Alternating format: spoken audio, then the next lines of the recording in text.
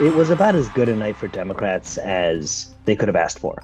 They won a trio of high-profile races in New York. Zohran Mamdani, the 34-year-old Democratic Socialist, won the mayor's race there.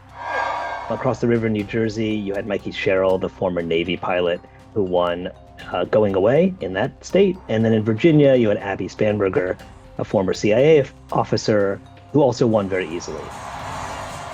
And I look forward to utilizing every single tool at my disposal as the next mayor of this city to fight for the people of it.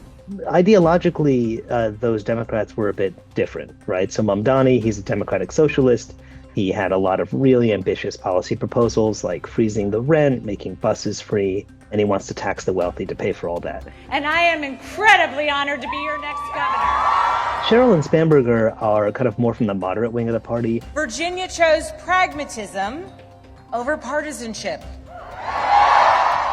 One thing that united all three of them, though, putting aside ideology, was that they all relentlessly focused on affordability, cost of living, the economic issues that voters still say is the most important issue to them. But I do think the lesson Democrats are taking from this is, number one, to keep the focus on kitchen table issues.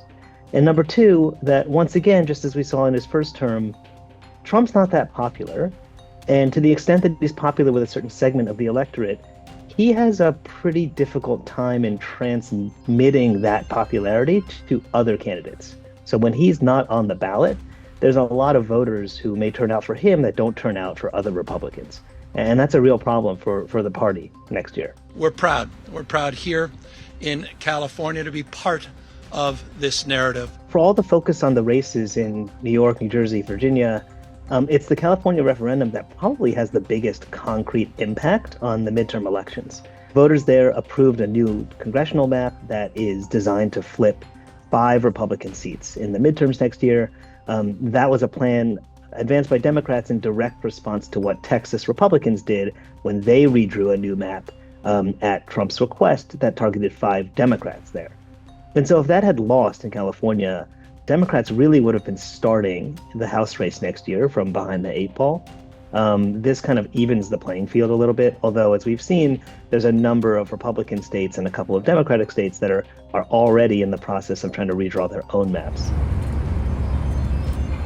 Democrats really needed to show that they could still win elections, right? They're locked out of power in Washington after losing the presidency, the House, the Senate last year. They've been kind of wandering the political wilderness this whole year. Trump's been kind of running roughshod over all sorts of norms. And Democrats have spent most of the year kind of fighting amongst themselves about the best way to stand up to Trump. And that's all been incredibly frustrating for Democratic voters. And so I think for the party, simply winning these races and showing their supporters that they can field candidates who are strong and who can win these elections, even if they were in Democratic leading states, was incredibly important. And I think psychologically important for a lot of voters as well.